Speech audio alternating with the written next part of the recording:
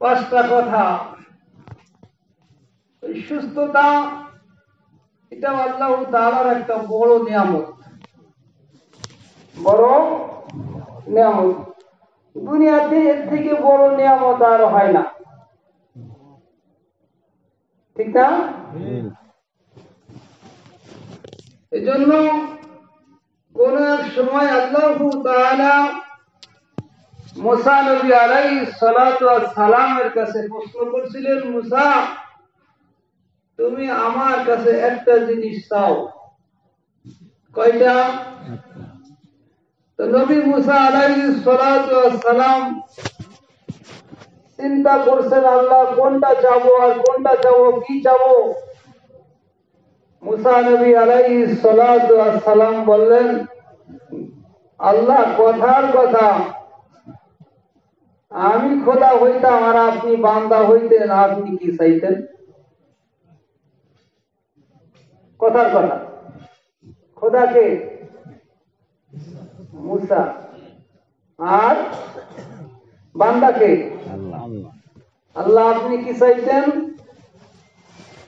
আল্লাহ তাআলা জানায় দিলেন, নবী গো আমি চাইতাম সুস্থতা। সুবহানাল্লাহ। কি চাইতাম? খুব বড় দামি নিয়ামত।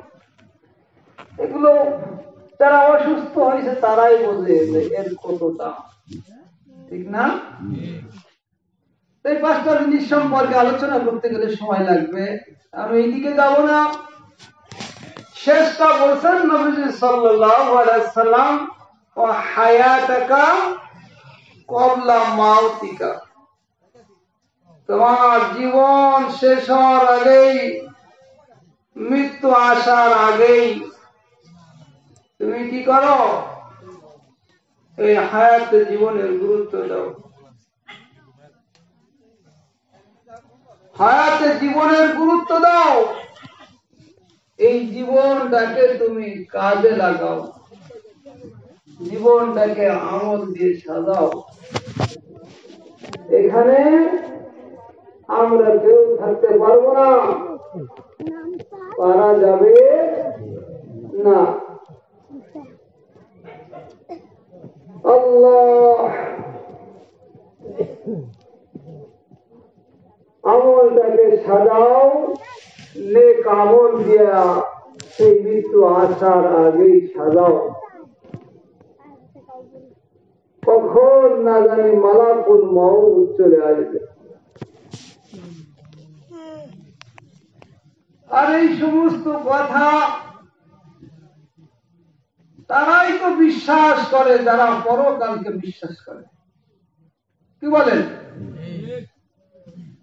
এগুলো তারাই বিশ্বাস করে, তারাই মানে, তারাই গ্রহণ করে যারা পরকালকে বিশ্বাস করে।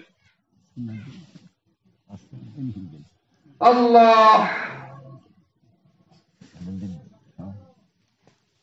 আমরা এখানে বসছি, তারা এটা শুনে খুশি হয়, এই যে মজলিসে শীতের মধ্যে কষ্ট করে বসছি, আল্লাহ তাআলা আমাদেরকে ক্ষমা করে দিবে। তারাই বিশ্বাস করে, তারা বিশ্বাস করে পরকালকে, তারা এগুলো শুনে খুশি হয়।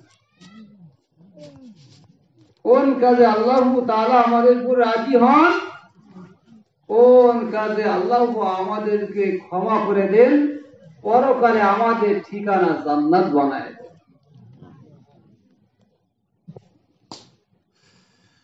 আমরা তো কেউ কেউ আছি মনে করি তো মরে গেলাম তো গেলাম, কি পরকাল কবে হবে না হবে আল্লাহ কি ভালো জানে। পরকাল যদি বিশ্বাস নাও করো, মৃত্যুকে তো বিশ্বাস করতেই হবে। কি করেন? এর থেকে বাঁচার কোন কায়দা আছে? মৃত্যুকে যারা স্মরণ করে তাদের লাভ হয় তিনটা। কয়টা? তিনটা লাভ হয়। এক নম্বরে তাদের তওবা করার সুযোগ হয়। কি হয়? তওবা করার সুযোগ হয়। রাত্রে বিছানায় শুইছেন, যদি ঠিক মতো মরণের চিন্তায় আসে, তাহলে অবশ্যই অবশ্যই ওই মানুষটা তওবা করতে পারবে যে যদি আমি এখন মৃত্যুবরণ করি আমার উপায় কি হবে। তারা তাদের তওবা নসিব হয় যারা মৃত্যুর কথা স্মরণ করে। 2 নম্বরে অল্প বুঝিতে আল্লাহ তাআলা তাকে যে অবস্থায় রাখছেন এই অবস্থার উপরে সে শুকরিয়া আদায় করে। আলহামদুলিল্লাহ, দেখছেন, আলহামদুলিল্লাহ, যে অবস্থায় রাখছে এর উপরে শুকরিয়া, আলহামদুলিল্লাহ। আল্লাহ 3 নম্বর উপকার হলো নেক কাজের প্রতি তার আগ্রহ সৃষ্টি হয়। কিসের প্রতি? নেক কাজের প্রতি আগ্রহ সৃষ্টি হয়। যারা কি করে ভাই, মৃত্যুর কথা স্মরণ করে, তাদের লাভ কয়টা? 3টা। 1 নম্বরে তাদের ভাগ্যে তওবা নসিব হয়, গুনাহ থেকে ফিরে আসা সম্ভব হয়। 2 নম্বরে অল্প রুজিতে তারা খুশি থাকে মাওলার প্রতি। 3 নম্বর তারা নেক কাজের প্রতি আগ্রহান্বিত হয়, তারা নেক কাজের প্রতি বেশি বেশি নেক কাজ করার তাদের ইচ্ছা থাকে। তার একটা প্রমাণ, আপনারা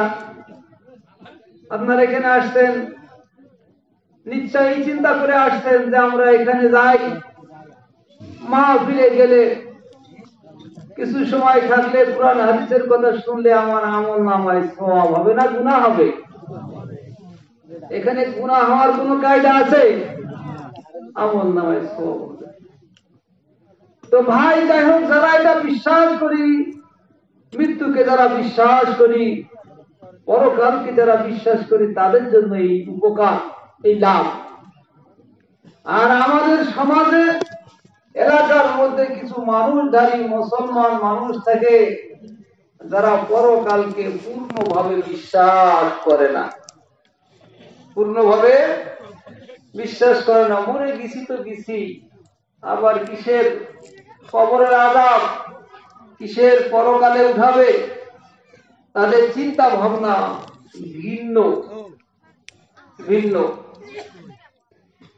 আল্লাহ মাওলাই যে পরকালে আমাদেরকে উঠাইবেন এ কোনো সন্দেহ আছে? আল্লাহ তার কোরআনের মধ্যেই বলছেন যে যারা এই বিশ্বাসটা করে, ফামান কানা ইয়ারজু লিকা রাব্বিহি ফালইআমাল আমালান সালিহান ওয়ালা ইউশরিক বিইবাদাতি রাব্বিহি আহাদা। আমার আপনার মাওলাই ঘোষণা করছেন, যারা চিন্তা করে এই জীবন তো জীবন নয়, আর একটা জীবনও আছে। ফামান কানা ইয়ারজু, যে আশা করে, কামনা করে, লিকা রাব্বিহি, তার রবের সামনে একদিন তাকে দাঁড়ানো লাগবে, এ চিন্তা যদি করে, বিশ্বাস করে, তাহলে তার উচিত হলো ফালইআমাল আমালান সালিহান, সে যেন নেক আমল করে, আমি আল্লাহর সাথে কাউকে শরীক না করে। 2টা কাজ বলছেন। আল্লাহর সামনে একদিন আমাদেরকে দাঁড়াইতে হবে, এই বিশ্বাস যে করে, যে না করে তার প্রতি তার কোনো কথা নাই, তার সাথে আমাদের কোনো কথা নাই। যে বিশ্বাস করে আমাদের কথা হলো তার সাথে। কি বলেন? 2টা কাজ। 1 নম্বর হলো নেক আমল করবে, আল্লাহর সাথে কাউকে শরীক করবে না। আল্লাহ আল্লাহর সামনে দাঁড়াইতে হবে সন্দেহ নয়। এটাও মাওলাই কোরআনের মধ্যে উল্লেখ করে দিয়েছেন। হযরত ইব্রাহিম আলাইহিস সালাতু ওয়াস সালাম একদিন মাওলা পাকের কাছে আবদার করলেন, মালিক গো, তুমি কেমনে পরকালে আবার এই যে মানুষগুলো কবরের মধ্যে মরে যায়, মাটি হয়ে যায়, মাটির মধ্যে চলে যায়, ওগো মালিক একটু চোখে যদি দেখতে পারতাম তাহলে বড় খুশি হইতাম। হযরত ইব্রাহিম আলাইহিস সালাতু ওয়াস সালামের কথাটা মাওলাই কোরআনের মধ্যে উল্লেখ করে দিয়েছেন। وَإِذْ قَالَ إِبْرَاهِيمُ رَبِّ أَرِنِي كَيْفَ تُحْيِي الْمَوْتَى قَالَ أَوَلَمْ تُؤْمِنْ قَالَ بَلَى وَلَكِنْ لِيَطْمَئِنَّ قَلْبِي قَالَ فَخُذْ أَرْبَعَةً مِنَ الطَّيْرِ فَاصُرْهُنَّ إِلَيْكَ ثُمَّ اجْعَلْ عَلَى كُلِّ جَبَلٍ مِّنْهُنَّ جُزْءًا ثُمَّ ادْعُهُنَّ يَأْتِينَكَ سَعْيًا وَاعْلَمْ أَنَّ اللَّهَ আজিজুন হাকীম।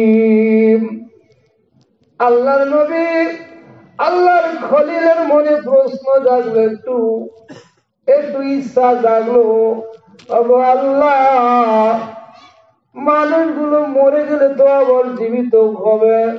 আল্লাহ এমন একটা নিদর্শন আমাকে দেখাও যাতে আমার কলবটা একটু শান্তি লাভ করে। আল্লাহ বলেন, আওয়ালাম তুমিন, ও আমার খলিল, তোমার মনে কি কোনো সন্দেহ হয় আমি আল্লাহ কাল কিয়ামতের ময়দানে এই মানুষগুলোকে আবার পুনরায় জীবিত করব, কোনো সন্দেহ হয়? আল্লাহর খলিল বলেন, না মাওলা, ক্বালা বালা, ওগো মালিক না, ওয়ালাকিন লিয়াতমাইন্না কলবি, ওগো মালিক, মানুষের স্বভাবই তো এই, অন্তরে বিশ্বাস করার পরেও যদি চোখে একটু চাক্ষুষ ভাবে দেখতে পাই প্রমাণ হইয়া যায়। ঠিক কিনা বলেন? ওগো মালিক একটু দেখা দাও। কয় আমার খলিল, আবদার যখন করছো আমি কেমনে জীবিত করব? দেখো, খুযাহা আরবাআতাম মিনাত তাইর, আমার খলিল চারটা পাখি তুমি ধরো, চারটা পাখি ধরে তুমি পোষ মানাইতে থাকো, পালতে থাকো। চারটা পাখি ধরো, ধরে পোষ মানাইতে থাকো। তাফসীরের কিতাবের ভিতর লেখছেন মোরগ, ময়ূর, কবুতর, কাক। কয়টা পাখি?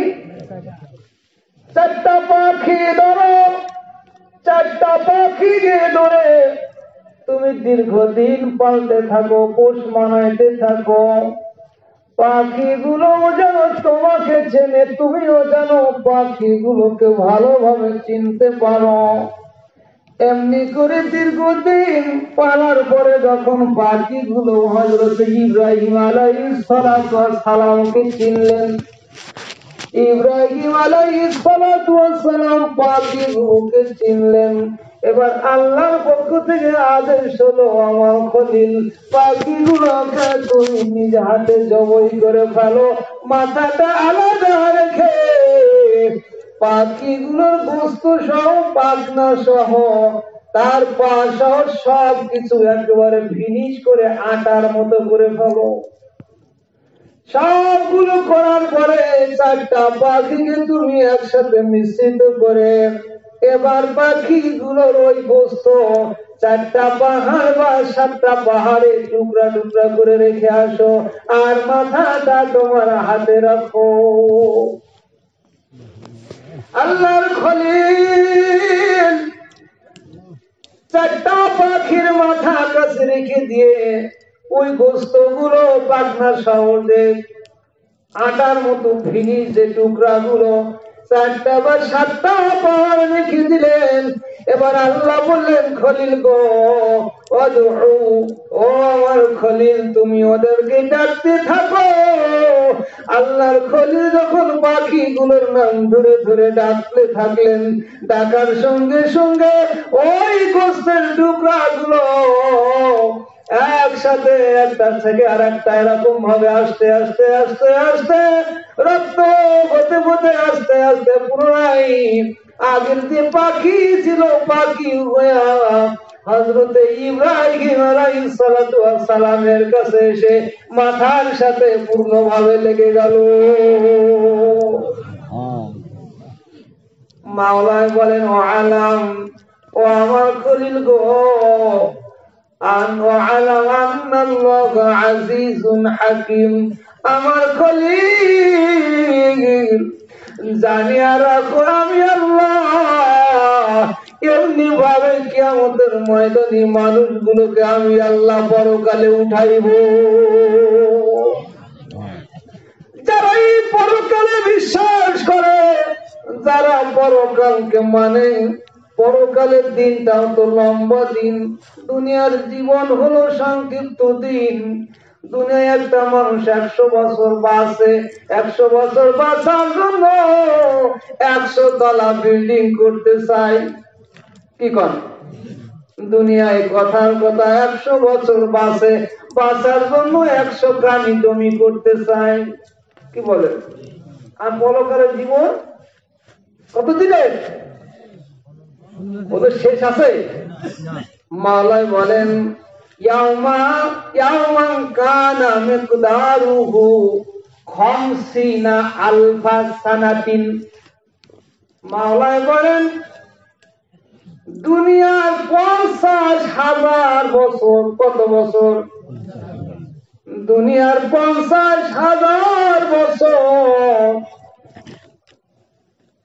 আখিরাতের যেদিন হিসাব শুরু হবে সেদিন হবে একটা দিনের সমান। 50,000 বছরের সমান দুনিয়ার 50,000 বছরের দুনিয়ার সমান পরকালের একটা দিন। এই দিন তিনটা অবস্থা করে মানুষের। কয়টা অবস্থা? তিনটা অবস্থা হবে। আজকে যে আসমানের ভিতরে আমরা সূর্য দেখি, এই সূর্য সম্পর্কে আপনারা আলোচনা শুনছেন, আমি সংক্ষিপ্ত বলি। সূর্য যে তেজটা আছে, তেজটা দিকে ঘুরাই দিয়া আধা ঘাট 1 মাইল, আধা ঘাট উপরে আল্লাহ সেট করে দিবেন। 1 নম্বর একটা অবস্থা। 2 নম্বর, আল্লাহ 2 নম্বর অবস্থাও হবে 50,000 বছর দাঁড়ায় থাকা লাগবে। 3 নম্বর অবস্থা হলো মা অবিবস্ত্র, পাশে ছেলেটা অবিবস্ত্র, বাবা অবিবস্ত্র, বাবার মেয়েটা অবিবস্ত্র। সবার এক অবস্থা। মাঝে মাঝে আমি মহিলা মাহফিলে বলি, মনে করেন আপনাদের এলাকার মধ্যে একটাই বাড়ি, একটাই ঘর, আর কোন বাড়ি নাই, একটা মা একটাই ঘরের মধ্যে আছে। তারপর কোনো পোশাক না, একেবারে বস্ত্র।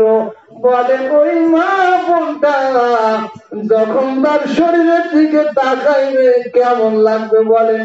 সে নিজে লজ্জায় নিজেকে ধরে রাখতে পারে না। কি বলেন? হাজার হাজার লক্ষ লক্ষ কোটি কোটি মানুষের মধ্যে এই বিবস্ত্র অবস্থায় দাঁড়ায় থাকা লাগবে। আমি যেদিন তাফসীরের কিতাবের ভিতরে পড়ছি বলছি আমার চোখে পানি চলে আসছে। 50,000 বছর দাঁড়ায় থাকা লাগবে, কেমন করে থাকবো? আমার বাবাজিরা বলতেছিলাম 50,000 বছর শুধু কিয়ামতের দিনটাও হবে, তাহলে সে পরকাল কত লম্বা। ওই জীবনের বর্ণনা দিয়ে আমার আপনার মাওলাই বলতেছেন, হাযিহিল হায়াতুদ দুনিয়া ইল্লা লাহু ওয়া লাইবু ওয়া ইন্নাদ দারাল আখিরাতা লাহিয়াল হায়াওয়ান লাউ কানু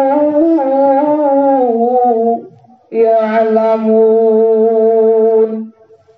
এই জীবন সম্পর্কে মাওলা পাক বলেন, আমার বান্দা বান্দীরা তোমরা শোনো।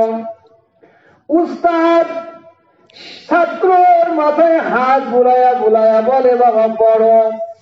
মা বাবা সন্তানের মাথায় হাত দিয়া বলে বাবা পড়ো। ও বাবা, এভাবে তোমার জীবন গড়ো, তুমি মানুষ হবা।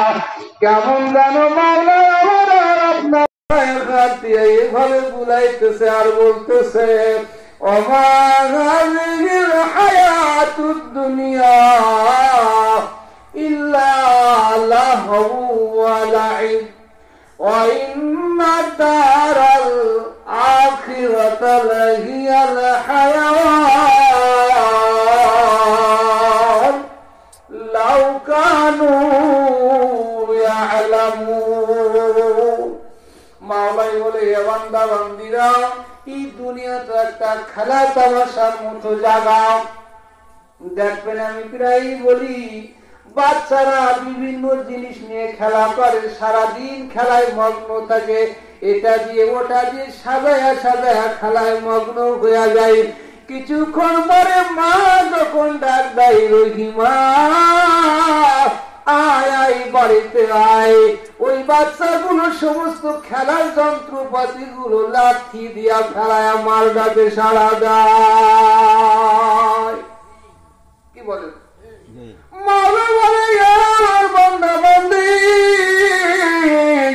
এই দুনিয়াও তো এরকম একটা খেলা তামাশার মতো জায়গা, দেখতে না দেখতে শেষ হয়ে যাচ্ছে গেল। আর পরকাল হলো অনন্তকালের জীবন, যে জীবনের শুরু আছে আর কোনদিন শেষ নাই। লাউ কানু ইয়ালামুন।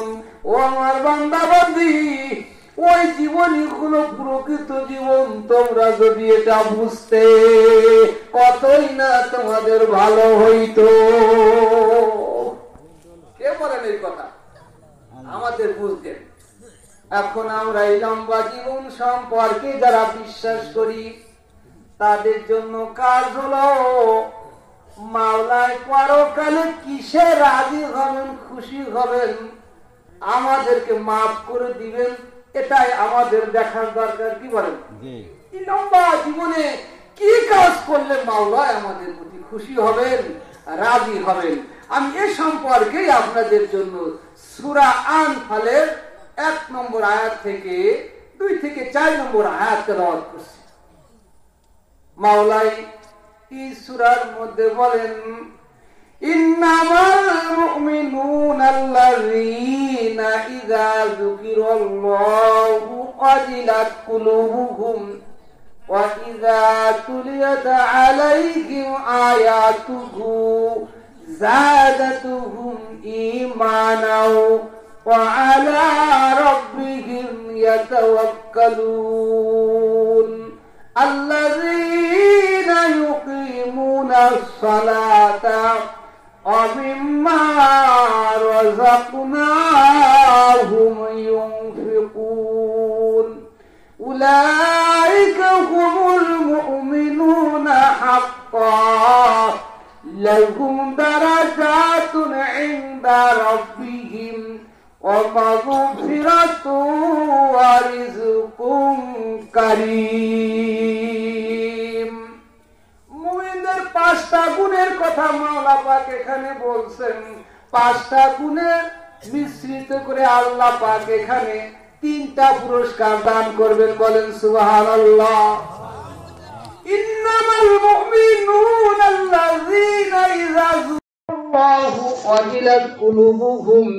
আমার মুমিনের একটা বিশেষ গুণ হবে, আমি আল্লাহর আলোচনা যখন হয় আমার মুমিনের অন্তর আমি আল্লাহর ভয়ে ভীত হয়।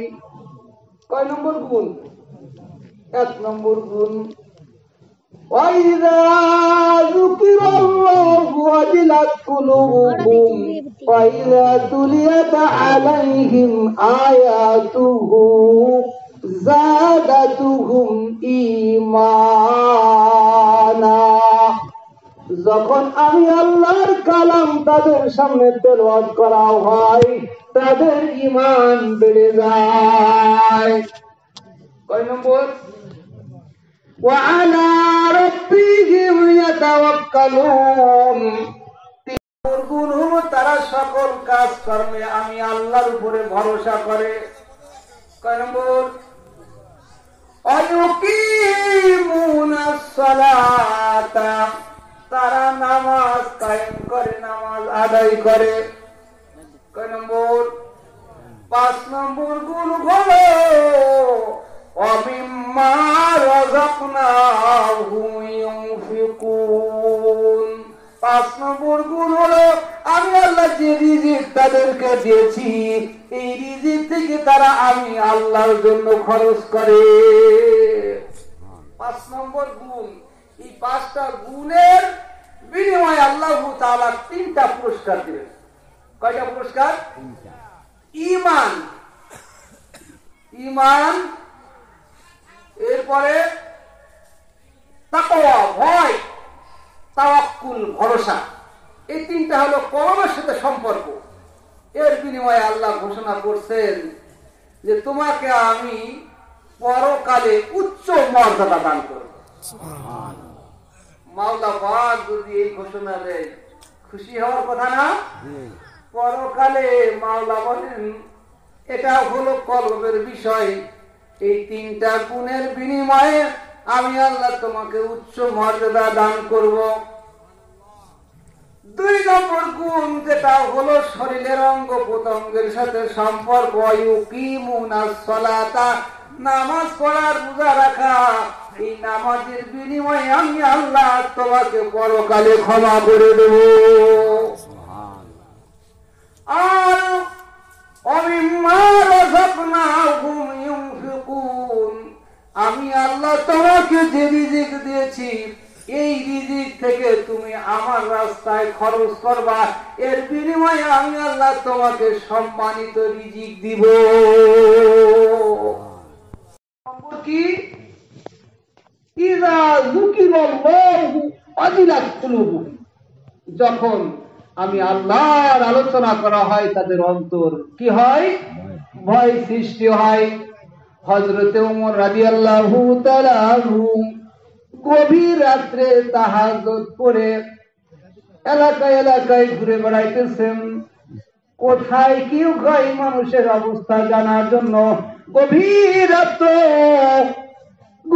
রাত্রে মা মেয়ের আলোচনা চলতেছে।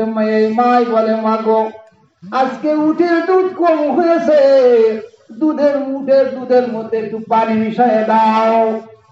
কে কয়? মা গো উঠের দুধ কম হয়েছে, উটের দুধ কম হওয়ার কারণে আমাদের সংসার চালাইতে কষ্ট হবে, দুধের মধ্যে একটু পানি মিশিয়ে দাও। মেয়েটাই হলো নেককার আল্লাহওয়ালা মেয়ে।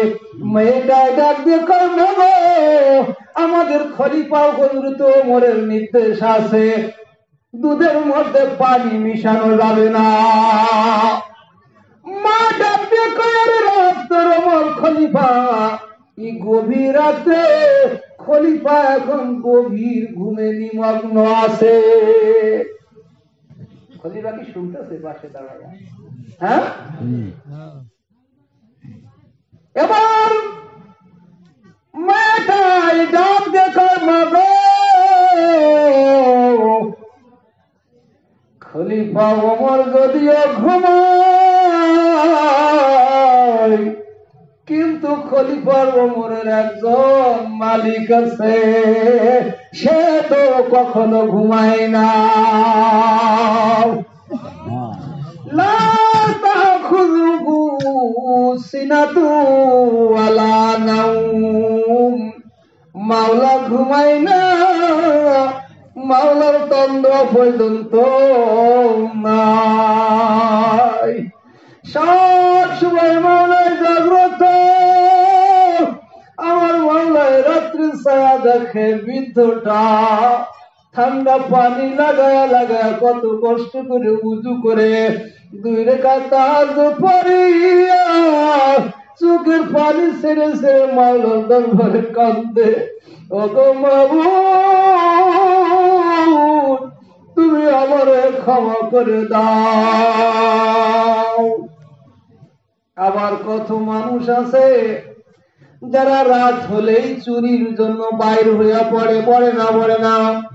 এই 2 প্রকারের মানুষ কি আমার আল্লাহ দেখে না? দেখে না। মেয়েটাই বলে মাগো, খলিফা ওমর যদিও দেখতেছে না, কিন্তু খলিফা ওমরের যে মালিক আছে তিনি তো সব দেখতে আছে, তাকে ভয় করো।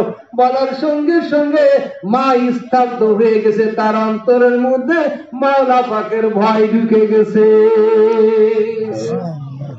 গুনাহ থেকে ফিরে আসলো হযরত ওমর রাদিয়াল্লাহু তাআলা আনহু। এই ঘটনার পরে সকালবেলা ওই মেয়েটারে মা সহ ডাক দিছে, বলে রাত্রে কি তোমরা আলোচনা করছিলে? বলে হ্যাঁ। বলে এই মেয়েটাকে আমার দরকার। হযরত ওমর রাদিয়াল্লাহু তাআলা আনহু ওই তাকওয়ালা মাওলার ভয়ালা মেয়েটাকে কি করলেন? তার পুত্রের সাথে বিবাহ দিয়ে দিলেন। সুবহানাল্লাহ। এমন মেয়ে দরকার আমাদের। কি বলেন? আল্লাহর ভাইরা ইউকিরাল্লাহু ওয়াজিলাত কুলুবুকুম, মাওলার ভয়ে ভীত হওয়া। 2 নম্বর গুণ হলো যখন মাওলার আয়াত তেলাওয়াত করা হয় তাদের অন্তর কি হয়? তাদের ঈমান বেড়ে যায়, ঈমান বেড়ে যায়, ঈমান বৃদ্ধি পায়, ঈমানের শক্তি বেড়ে যায়, ঈমানের শক্তি বেড়ে যায়। এটা খুব গুরুত্বপূর্ণ বিষয়। ঈমানের শক্তি।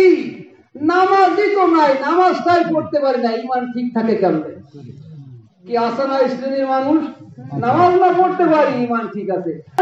যে ঈমানে তোমার নামাজ পড়াইতে পারে সেই ঈমান তোমার কেমনে ঠিক থাকে? হ্যাঁ, আল্লাহু আকবার। ঈমান হলো এমন এক শক্তি যে ঈমানের মানুষকে নেক কাজ করায়, যে শক্তিতে মানুষকে নেক কাজ করায়। ঈমান হলো এমন এক জিনিস, ঈমানের শক্তি হলো এমন এক জিনিস যার দ্বারা মানুষ গুনাহের থেকে ফিরে আসে। দেখেন ভারতের মধ্যে সম্রাট জাহাঙ্গীর, বাদশাহ জাহাঙ্গীর, তারই সুন্দর স্ত্রী নূরজাহান।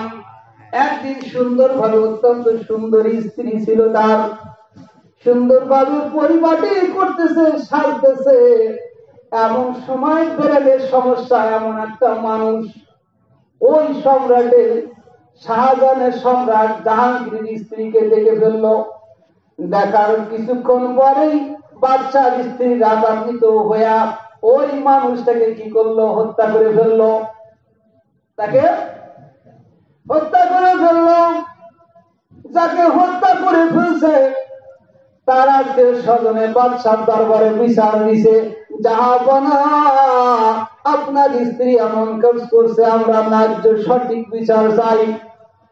বাদশাহর মধ্যে তাকওয়া আছে, মাওলার ভয় আছে। যার মধ্যে মাওলার ভয় তাকওয়া থাকে, যার মধ্যে মাওলার ভয় থাকে, আল্লাহর হুকুম মানতেও তার সহজ হয়। ঠিক কিনা বলেন? এখন বিচার হলো হত্যার পরিবর্তে হত্যা, হত্যার পরিবর্তে হত্যা। বাচ্চা তো আল্লাহওয়ালা মানুষ, তার মধ্যে মাওলার ভয় আছে, তাকওয়া আছে। বিচারের রায় হয়ে গেল আপন প্রিয়তম স্ত্রীর ফাঁসি, আপন প্রিয়তম স্ত্রীর ফাঁসির হুকুম হয়ে গেল। ভারতের মধ্যে তোলপাড় শুরু হয়ে গেল। নিজের স্ত্রী কেন, আমরা বলে তো সাধারণত আমাদের দলের একটা তুচ্ছ নিম্নতম ব্যক্তিরও ফাঁসি দিতে আমরা রাজি নয়। কি করেন? নিজের প্রিয়তম স্ত্রীর ফাঁসি হুকুম হয়ে গেল। বিবি স্বামীর পাশে যে কাদের কয়, স্বামী গো কেমনে আপনি আমাদের সেই স্মৃতি ভুললেন, সেই মহাব্বত ভালোবাসাকে কেমনে আপনি এত দ্রুত নিঃশেষ করে দিলেন, কেমনে আপনি ফাঁসির হুকুম দিয়ে দিলেন। বাদশাহ এবার কান্দায় কয়, বিবি আমি তোমার এই অবস্থায় ফাঁসির হুকুম দেওয়ার পরে আমি দুইটা পাল্লাই স্থাপন করছি।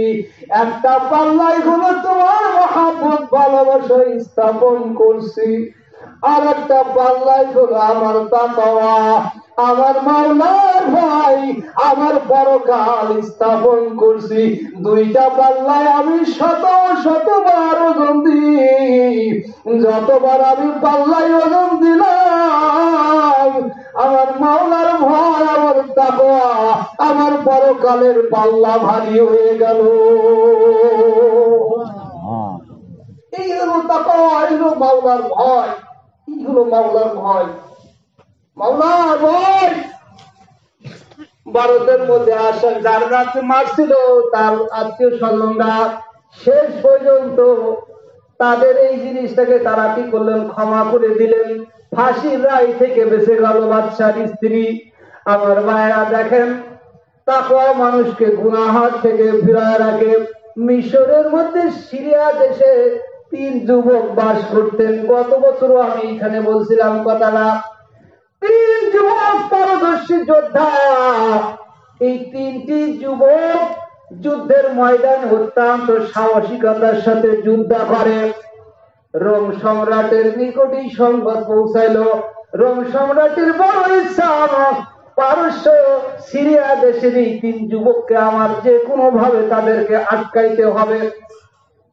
আল্লাহর ইশারায় ওই 3 যুবককে একদিন রোম সম্রাট আটক করে ফেলল। আটক করে তাদেরকে তাদের এভাবে ঘোষণা করছে, তোমরা ঈমান ছেড়ে দাও, ঈমান ছাড়ো, আমাদের দেশের সুন্দরী সুন্দরী নারীদেরকে তোমাদের বিবাহ, তোমাদের সাথে বিবাহ দেব, আমাদের দেশের বড় বড় বাড়িগুলো তোমাদের নামে লিখে দেব, শুধুমাত্র তোমরা ঈমান ছেড়ে আমাদের ধর্ম গ্রহণ করবা। নাউযুবিল্লাহ। 3টা ভাইও স্বীকার করলো। অবস্থা দাঁড়াইলো 2টা ভাইকে রোম সম্রাট, একটা মানুষ দাঁড়াইলে যত উঁচু হয় এত বড় পরিমাণ তেল তৈরি করে ওই তেলের মধ্যে গরম তেল ঢেলে দিয়ে ছোট্ট ভাইটার সামনে 2টা ভাইকে শহীদ করে দিল। গরম তেলের মধ্যে দিয়া নিঃশ্বাস করে দিল, কিন্তু তারা ঈমান ছাড়ে নাই। ছোট্ট ভাইটাকে মারবে এমন সময়, এমন অবস্থায় বাদশার একজন মন্ত্রী ছিল। মন্ত্রীকে ডাক দেয়া কয়, জাহাপানা আমি একটা কথা বলতাম, বলো। জাহাপানা আমার একটা সুন্দরী মেয়ে আছে। আরবরা সাধারণত নারী প্রিয় হয়। আমার সুন্দরী মেয়ের মতো এই রোম এলাকায় আর এত সুন্দর নারী নাই। আমার মেয়েটাকে ওই ছেলের সাথে কিছুক্ষণ অবস্থান করতে দিই, দেখবেন আমার মেয়ের প্রেমে এসে পড়ে আপনার কথা মানতে বাধ্য হবে।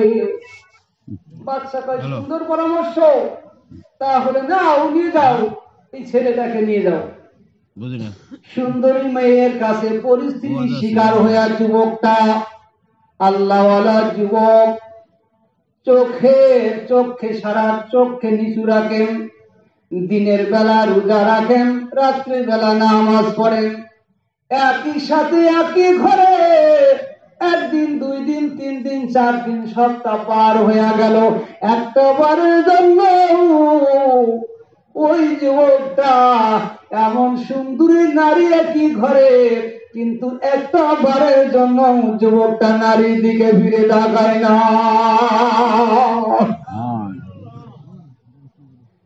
20 দিন পার হয়ে গেল, মেয়েটার বাবা জিজ্ঞেস করলো ব্যাপার কি, কি অবস্থা? কয় বাবা গো, মনে ভাই তার 2টা ভাইকে তার সামনে শহীদ হত্যা করে ফেলছে, মেরে ফেলছে, এই মায়া মহাব্বতে সে আমার দিকে তাকায় না। তবে বাবা আপনি এক কাজ করেন, এই ছেলেটাকে আমাদের এখান থেকে অন্য একটা রাষ্ট্রে পাঠায় দেন, বাদশার কাছ থেকে অনুমতি নিয়ে। মন্ত্রী সাহেব বাদশার কাছে অনুমতি নিয়ে আর একটা দেশে পাঠায় দিলেন। দীর্ঘ 20 দিন 30 দিন করতে করতে করতে করতে যুবকটা একই ভাবে দিনের বেলা রোজা রাখে, রাত্রবেলা মাওলার ইবাদতে কাটায়। এমনি করে করে যখন 39টা দিন পার হয়ে গেল, মেয়েটার ধৈর্যের বাঁধটাও ভেঙে গেল। এখন যখন 40 দিন পুড়ে গেল, এবার মেয়েটার ডাক দিয়ে বলে, ওরে যুবক, তোর ধর্মই সত্য ধর্ম, তোর মালিকই সত্য মালিক। আমার মতো এমন সুন্দরী নারীকে আজকে 40টা দিন কাছে পায়াও, একটা বারো আমার দিকে চোখ তুলে তাকাইলি না। তুই আমাকে কালেমা পড়ায়া মুসলমান বানায়া দে। আল্লাহু আকবার। হাদিসের মধ্যে আসছে, আইনুন বাকাত মিন খাশিয়াতিল্লাহ, 3 প্রকারের চোখকে আল্লাহ জাহান্নামে জ্বালাইবেন না। কয় প্রকারের? 3 প্রকারের। আইনুন সাখিরাত ফি সাবিলিল্লাহ, যেই চোখ মাওলার জন্য রাত্র জেগে জেগে মাওলার জন্য কাটায়া যায়। ওয়াইনুন গাযাত ওয়াইনুন গাযাত আন মাহারিমিল্লাহ, ওই চক্ষু, যে চক্ষু হারাম কাজ থেকে মাওলার ভয়ে বিরত থাকে। কয় চক্ষু?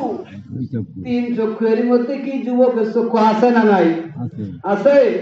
এই যুবকের চক্ষু, যুবকটার চক্ষু 3 চক্ষুর মধ্যে একটা হলো যে চক্ষু মাওলার ভয়ে ক্রন্দন করে, ওই চক্ষুকে মাওলাই জাহান্নামে জ্বালাইবে না। এই কথাটা একটু পরে আসি। দেখেন, মাওলাই চোখের পানিকে এত পছন্দ করে, মাওলাই অন্য আমলের হিসাব নিয়ে অন্য আমলকে ওজন করবেন, কিন্তু চোখের পানির মাওলাই ওজন করবে না। এত সম্মানিত মাওলার কাছে, এত প্রিয় চোখের পানির হিসাব, চোখের পানিটাকে আল্লাহ তাআলা ওজন দিবেন না, চোখের পানি দিয়ে আল্লাহ জাহান্নামের আগুনকে নিভায়। আল্লাহু আকবার। যখন বান্দা ওয়াও ওয়াও করে কাঁদে, মাওলার বড় মায়া লাগে, বড় ভালো লাগে। পূর্বের কথাটা আসতেছি, দেখেন আল্লাহ কোরআনের মধ্যে বলছেন, আমার বান্দা বান্দি তোমরা তওবা করো, ইয়া আইয়ুহাল্লাযিনা আমানু তুবু ইলাল্লাহি তাওবাতান নাসুহা, আমার কাছে তোমরা তওবা করো, আমার কাছে তোমরা ক্ষমা চাও, মাফ চাও, আমি আল্লাহ তোমাদের ক্ষমা করে দেব। সুবহানাল্লাহ। আমার কাছে ক্ষমা চাও, আমি আল্লাহ তোমাদের ক্ষমা করে দেব। আমার কাছে ক্রন্দন করো। নাসুহা নামে এক ব্যক্তি ছিল, গোঁফ দাড়ি নাই, কিন্তু পুরুষের যা থাকার দরকার সব তার মধ্যে ছিল। নাম কি? নাসুহা। পুরুষের মধ্যে যা কিছু থাকার দরকার সব তার মধ্যে আছে। কণ্ঠটা হলো নারী নারী, কণ্ঠ নারীর মতো কণ্ঠ। ওই যুবকটা নেকাব পরে থাকতো বা বুরকা পরে থাকতো, মেয়েদের ভান করে বাদশার দরবারে চাকরি নিল। কোথায়? বাদশার দরবারে চাকরি নিল। মেয়ে সেজে সে নিজেকে মেয়ের পরিচয় দিয়া দীর্ঘদিন বাদশার মেয়ে এবং বাদশার বিবিকে গোসল করায়, আর নিজেকে পর্দানশীল মনে করে সে নেকাব পরে পরে থাকে। আসলে এটা পুরুষ না মহিলা। দীর্ঘদিন পুরুষ সেজে এই মানুষটা এই গুনার কাজ করতে লাগলো। বাচ্চার স্ত্রী এবং তার মেয়ের শরীরে হাত ডলে ডলে বিভিন্ন জায়গায় অঙ্গ প্রত্যঙ্গে হাত দিয়া দিয়া তাদেরকে সুন্দর ভাবে গোসল করায়। সুনাম ছড়িয়ে পড়লো বিভিন্ন জায়গা থেকে সুন্দরী সুন্দরী নারীরা নাসুহার কাছে এরকম ভাবে কি করে, গোসলের জন্য আসে। এমনি করে দীর্ঘদিন এই জঘন্য গুনায় লিপ্ত সারাদিন কি করে, গুনাহ করে। রাত্র হলে আল্লাহর কাছে তওবা করে, আল্লাহ আগামীকাল আমি আর করবো না, আগামীকাল আর করবো না। গুনাহ ছাড়তে পারে না। গুনাহ ছাড়ার জন্য আল্লাহ ওয়ালাদের সোহবতে গেলি দ্রুত গুনাহ ছাড়া যায়, নেক কাজ ধরা যায়। কি বলেন?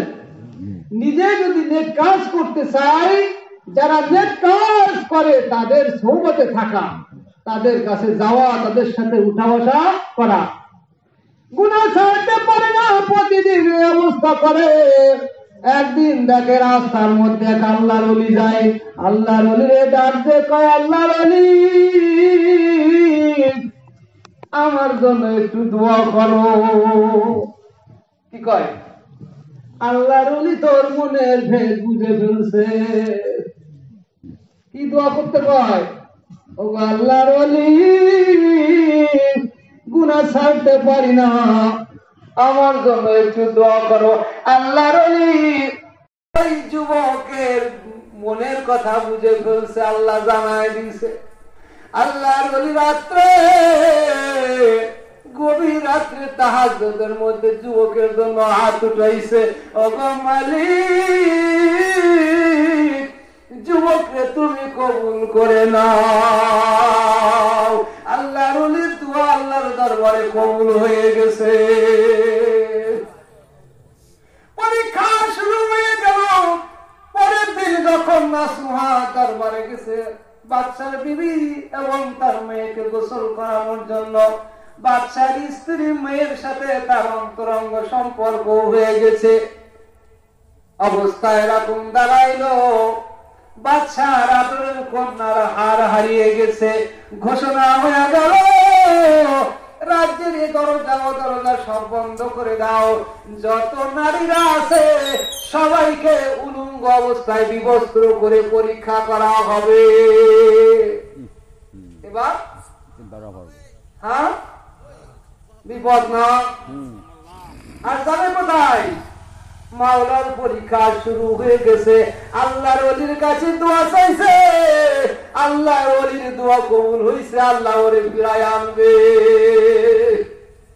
এবার বাদশা ঘোষণা করে দিল, রাজ্যের মধ্যে যতগুলো দরজা আছে বন্ধ করে, আমার এই রাজ্যের মধ্যে যারা যতগুলো মহিলা কাজ করে এখানে রাজ দরবারে সবাইকে বিবস্ত্র করে পরীক্ষা করা হবে। শুরু হলো পরীক্ষা। শুরুতেই দরকার ছিল নাসুহাকে দিয়ে উদ্বোধন করা। কি বলেন? যেহেতু নাসুহা হলো রাজ দরবারে রাজার মেয়ে এবং স্ত্রীকে কি করে গোসল দেয়, কিন্তু ওই নাসুহার গোসল দাতা রাজার মেয়ের গোসল দেওয়ার কারণে তার সম্মান এর কারণে তার পরীক্ষা হলো সবার শেষে।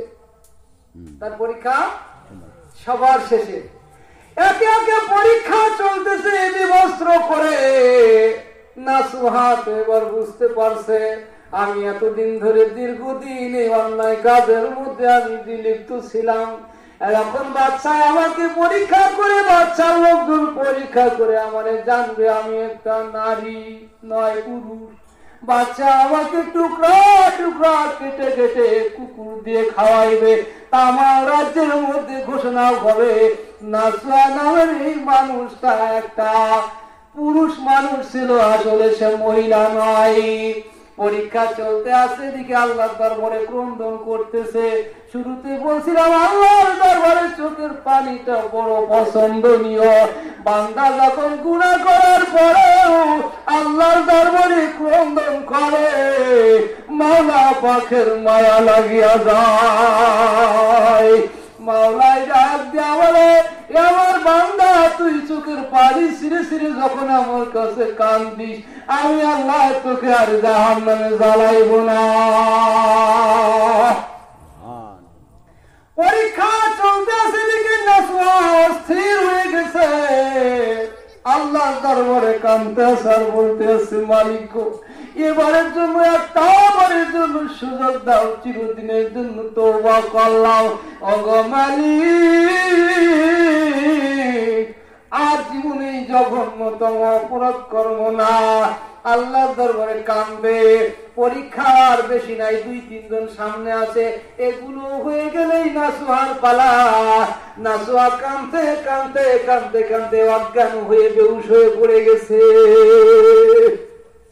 ইতিমধ্যে মাওলা পাক কুদরতি ভাবে একটা ফেরেশতা দিয়া বাদশার মেয়ে ছাদের উপরে খেলা করতে করতে হাড়টা পড়ে গেছিল। একটা পাখি দিয়া মাওলাই হাড়টাকে বাদশার সামনে ফেলাইয়া দিছে। হাড়টা নিয়ে বাদশা খুশি হয়ে গেলেন, বলে দিলেন আর পরীক্ষা করা লাগবে না।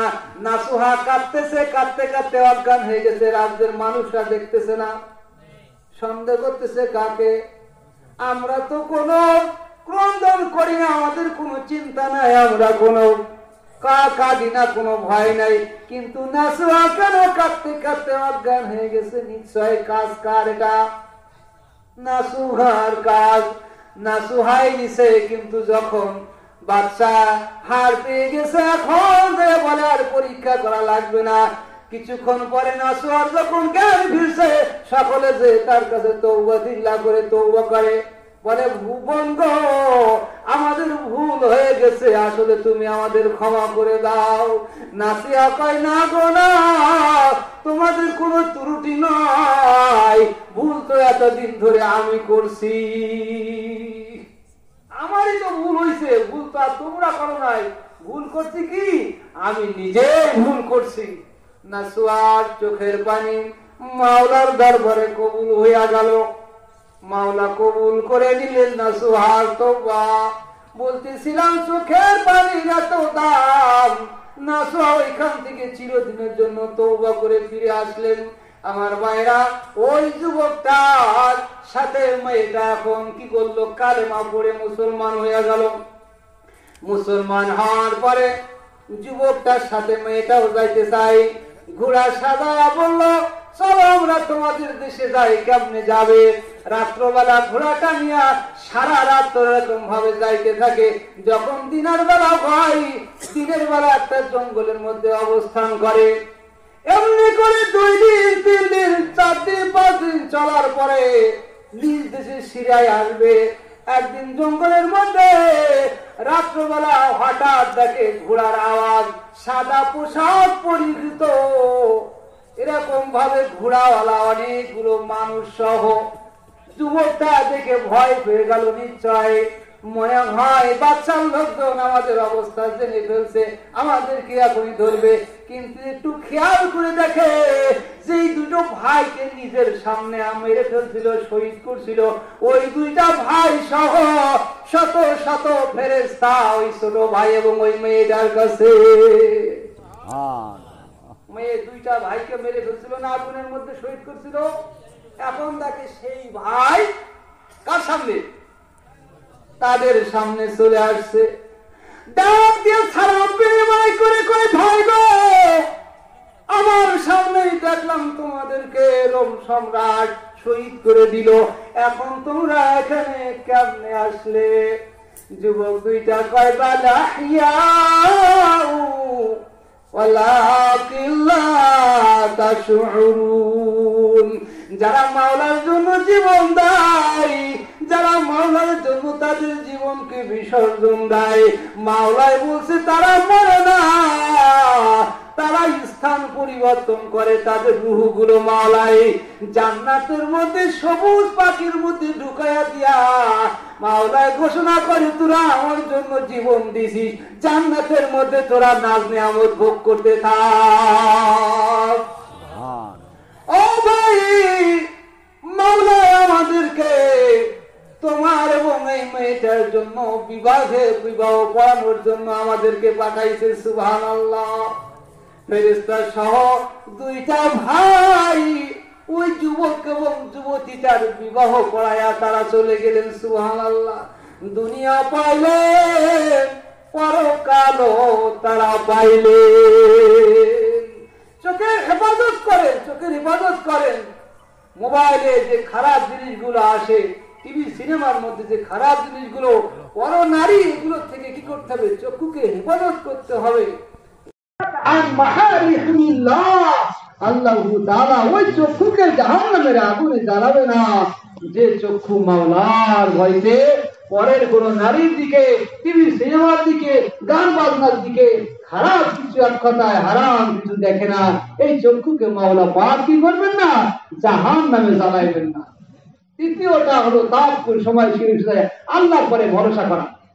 আল্লাহর উপরে ভরসা করা, সব কাজ কারবারে কার উপরে ভরসা করা? আল্লাহর উপরে ভরসা করা। মাওলা বলেন যে আমার উপরে যে ভরসা করবে আমি আল্লাহ তার কাজ করে দেওয়ার জন্য যথেষ্ট। সুবহানাল্লাহ। বাচ্চা হারুন আর রশিদের যুগে 10 জন আসামি ধরার একটা পরিকল্পনা, 10 জন ডাকাত পুলিশেরা ধরে ফেলছে।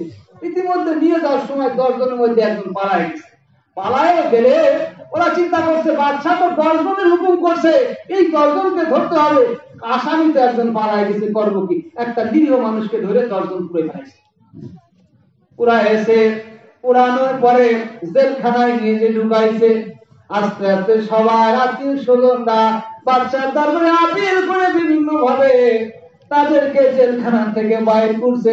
কিন্তু যে নিরীহ মানুষটাকে ধরছিল ওই নিরীহ মানুষটার কোন লোকজন নাই, গরিব মানুষ, দীর্ঘদিন জেলখানার মধ্যে রয়েছে।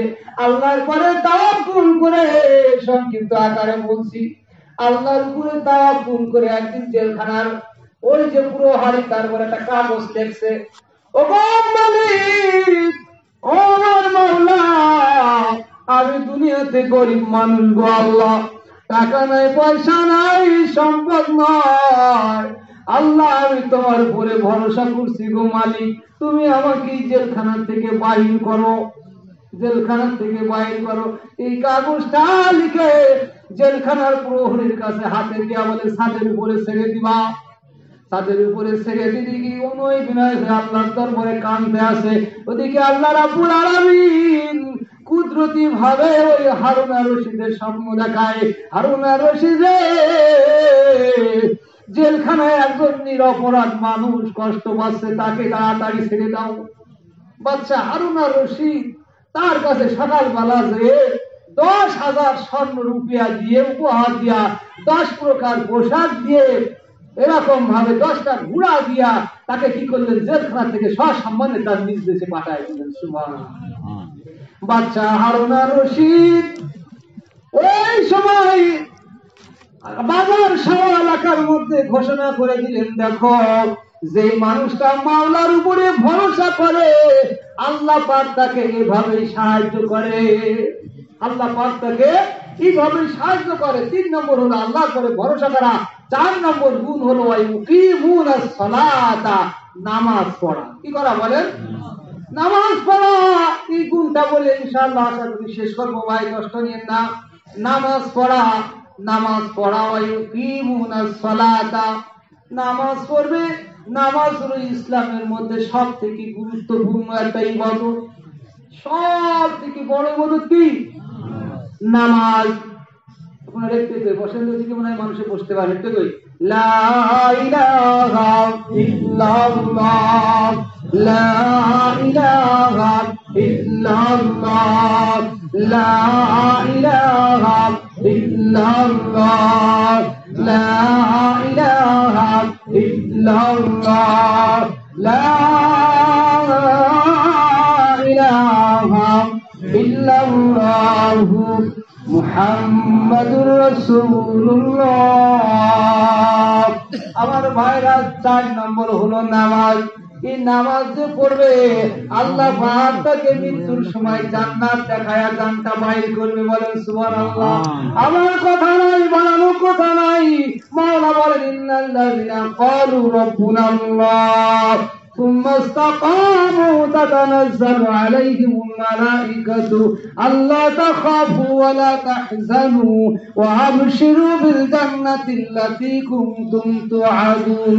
লম্বা আয়াত সামনে গেলাম না, মাওলাই বলছেন যারা আমি আল্লাহকে আল্লাহ বলে স্বীকার করবে, আল্লাহকে আল্লাহ বলে মেনে নেবে, যখন মৃত্যুর সময় চলে আসবে, আমার আল্লাহ বলবে আমার ফেরেশতারা আমি ওর সাথে ওয়াদা করছিলাম। আল্লাহ রাব্বুল আলামিন হাদিসের মধ্যে আসছে, আল্লাহ নবীজি সাল্লাল্লাহু আলাইহি সাল্লাম আল্লাহ বলেন, কে বলেন? আল্লাহ বলেন। একটু দ্রুত বলি, পয়েন্টটা শেষ করব ইনশাআল্লাহ। মাওলা বলেন ইন্নী ফারালতু, ও নবী গো, আলা উম্মতিকা, আমি আপনার উম্মতের উপরে ফরজ করলাম খামসা সালাওয়াত, 5 ওয়াক্ত নামাজ ফরজ করলাম। মানজা, যে ব্যক্তি আমার কাছে নিয়ে আসবে, আলাইহিন্না লিওয়াক্তিহুন্না, আসতে কথা করেন না, একটু সমস্যা হয়।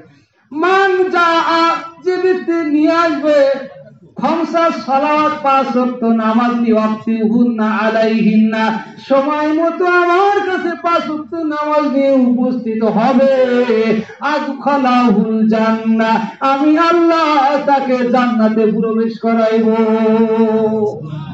এই জান্নাতটা যখন মৃত্যুর সময় হয়ে যাবে, মাওলাই ঘোষণা করবে আমার ফেরেশতারা আমার বান্দার জান্নাতখানা দেখায়া তারপরে ওর মউত দিবা। এই নামাজিরা একটু খুশি হবে ইনশাআল্লাহ, আগ্রহ বাড়বে, জান্নাতখানা তুলে ধরবে। এই অবস্থায় জান্নাত দেখতে দেখতে আপনার রূহটা মাওলার দরবারে চলে যাবে, মাওলার দরবারে চলে যাবে। 1 নম্বর, যখন মৃত্যুর সময় হবে তখনই কি হবে? তখনই জান্নাত দেখতে পাবে। 2 নম্বরে আর এক হাদিসের মধ্যে নবীজি সাল্লাল্লাহু আলাইহি সাল্লাম বলেন মান আহসানা উযওয়াহুন্না ওয়া সাল্লাহুন্না লিওয়াক্তিহুন্না ওয়া আতাম্মাহুন্না ওয়া রুকুআহুন্না ওয়া খুশুআহুন্না কানা লাহু আলাল্লাহি আহদুন আইয়াগফিরা লাহু।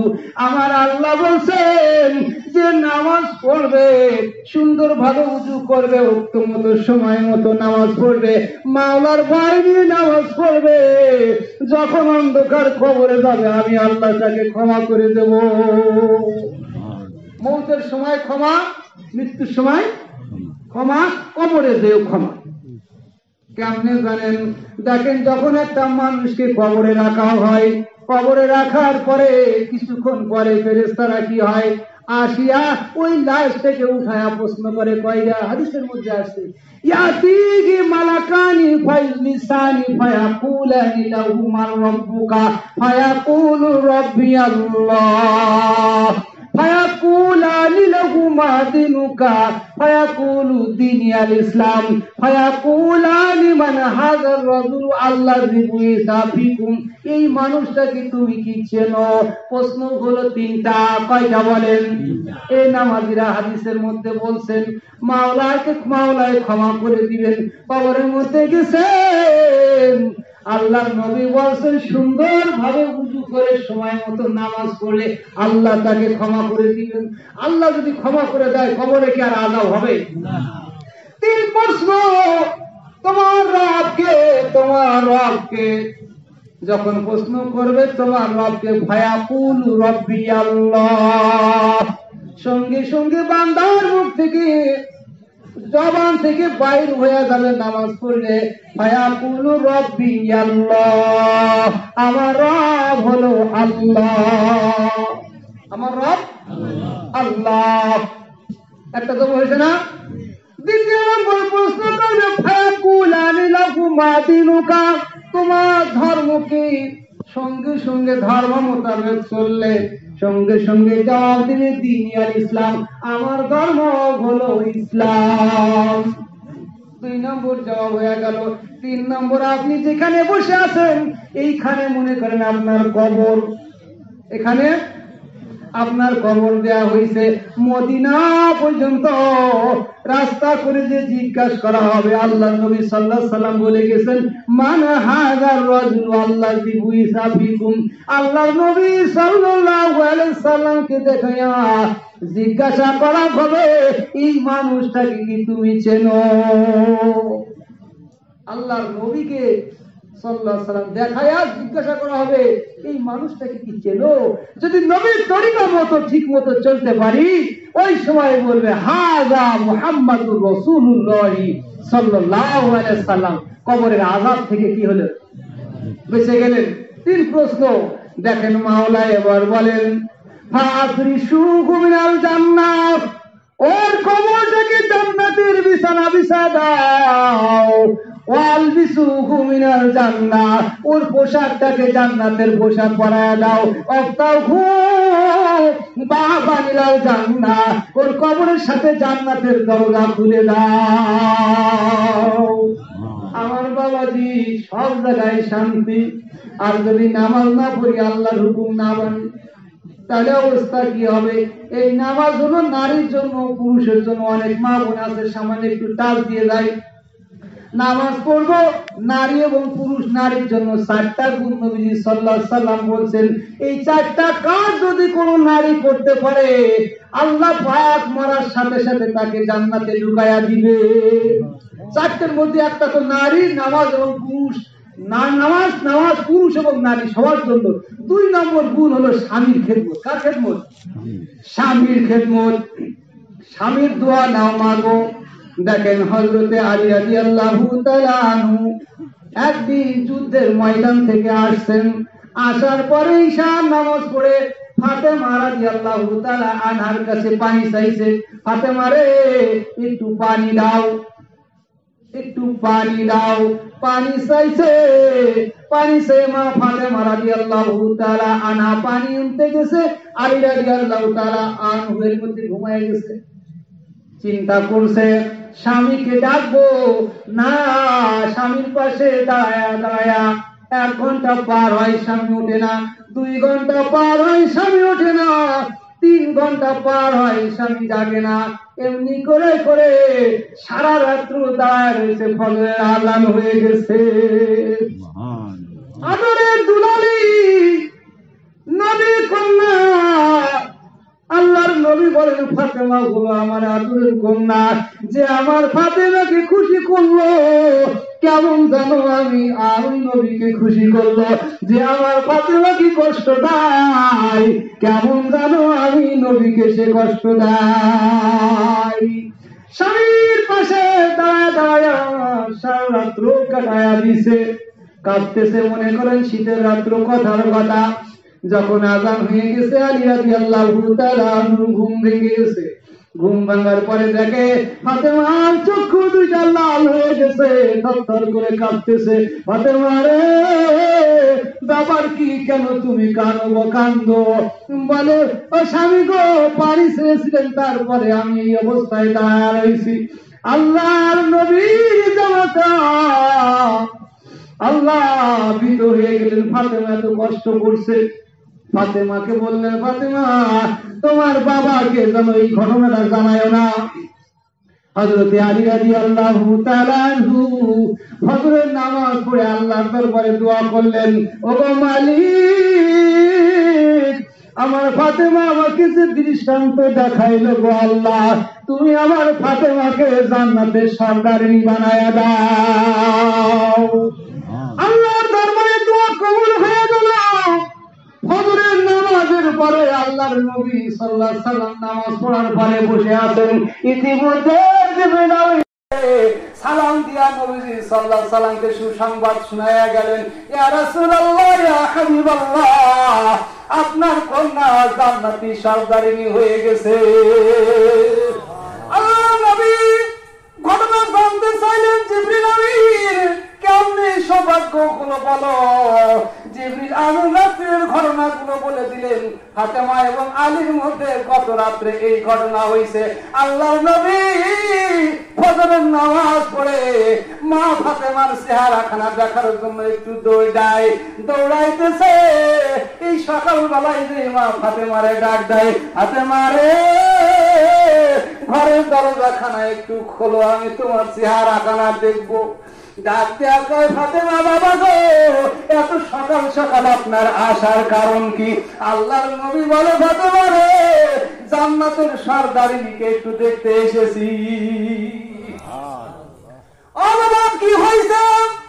আল্লাহর নবী জিজ্ঞেস করে, এ ফাতেমা বলো রাত্রে কি হয়েছে? আল্লাহর নবীর যাবে মা ফাতেমা বলে, বাবা গো, আপনার জামাতা রাত্রের ঘটনা বলতে নিষেধ করছে। আল্লাহর নবী ডাক দেয়া কয়, ফাতেমা রে, তুমি বলো আর নাই বলো, রাত্রের সকল ঘটনা জিবরিল আমাকে এসে জানায়া গেছে। ফাতেমা রাদিয়াল্লাহু তাআলা আনহা জান্নাতি সরদারি হলে আলী রাদিয়াল্লাহু তাআলা আনহু স্বামীর দোয়া নিয়া, আমা গো স্বামীর দোয়া নাও, স্বামী ভক্ত হও, স্বামীর সাথে মহব্বত করো, ভালোবাসা। স্বামী সম্পর্কে আসলে আমি তো অনেক জায়গায় মহিলা ওয়াজ করি, তো এই সম্পর্কে আসলে স্বামীর মহব্বত করেন, ভালোবাসেন, ভালোবাসবেন। স্ত্রীও পরে আপনারাও জুলুম করবেন না। স্ত্রী সন্তুষ্ট করা, স্ত্রীরও কিছু হক আছে, এটাও কিন্তু পালন করতে হবে। যাই হোক মা বোনেরা, স্বামীর কথা মতো চলবেন। হাদিসের মধ্যে এই ঘটনাটা আসছে, একটা মা তার মেয়েকে কবরের মধ্যে চলতে দেখতেছে, আগুন জাহান্নামে আগুনে জ্বলে। আল্লাহ নবী সাল্লাল্লাহু আলাইহি সাল্লামের কাছে যে বলে, হুজুর আমার কন্যা জাহান্নামের মধ্যে আগুনে জ্বলে। আল্লাহ নবী ডাক দিয়ে বললেন, তোমার জামাতা কি বেঁচে আছে? বলে, হুজুর আছে। বলে, যাও আমার কাছে ডেকে নিয়ে আসো। ডেকে নিয়ে আসার পরে বলে, ব্যাপার কি? তোমার স্ত্রী কি তোমার সাথে দুর্ব্যবহার করতো? বলে, হুজুর এত দুর্ব্যবহার করতো, আমি ওকে ক্ষমা করবো না, ওর কবরের মধ্যে জাহান্নামের আগুন জ্বলুক। আল্লাহ নবী ডাক দিয়ে বলে, তুমি যদি ক্ষমা করে দাও, আমি নবী কাল কিয়ামতের ময়দানে তোমার জন্য সুপারিশ করব। আল্লাহ নবী দোয়া করলেন, ওই স্বামীকে ক্ষমা করে দিলেন। পরের দিন মা স্বপ্ন দেখতেছে, ওই মেয়েটা জান্নাতের মধ্যে বসে আছে। জিজ্ঞাসা করে, মা গো, কেন তুমি কবরের মধ্যে এমনি আগুনে জ্বলতেছিলে? বলে, মা গো, তিনটি কারণে আমার কবরের মধ্যে আগুন জ্বলতেছিল। বলে, মা গো, আমি সেজে গুজে সুন্দর বেশ ধরে আমি এই শরীরটাকে, চেহারাকে পর পুরুষের সামনে দেখায় দেখায় বাড়াইতাম, এই জন্য আমার কবরের মধ্যে জাহান্নামের আগুন এসে আমাকে জ্বালায়। মা গো, স্বামীর সাথে তর্ক বিতর্ক করতাম, স্বামীর সাথে ঝগড়া করতাম, এই জন্য আমার মুখের মধ্যে জাহান্নামের আগুন দাউ দাউ করে ঢুকাইয়া দেওয়া হচ্ছিল। মা গো, বড় বড় সাপ এসে আমাকে দংশন করতেছিল, এই জন্য যে আমি স্বামীর মাল নষ্ট করতাম, এই জন্য আমার এই শাস্তি। 3 প্রকার গুনার কারণে 3 প্রকার শাস্তি। আসলে কথায় কথা আসে, সময় সংক্ষিপ্ত। হুজুর আমার যে সময় নির্ধারণ করছিল, সময় হয়ে গেছে ইনশাআল্লাহ, আলহামদুলিল্লাহ। তো আসলে 5টা গুণের মধ্যে 4টা গুণ আমরা মোটামুটি আকারে বুঝলাম। কোরআন হাদিস দিয়ে আসলে বলার দরকার ছিল, সময় সংক্ষিপ্ত কারণে পাই না। 5 নম্বর গুণ হলো আল্লাহর রাস্তায় কি করা? খরচ করা। আল্লাহর রাস্তায় খরচ করা। যেই মালিক আমাদেরকে সম্পদ দিছে, সেই মালিকের জন্য খরচ করা। আল্লাহ তাআলা এই 5টা গুণ যেন আমাদের সকলকে আমল করার তৌফিক দান করে। সকলে বলি আমিন। আল্লাহ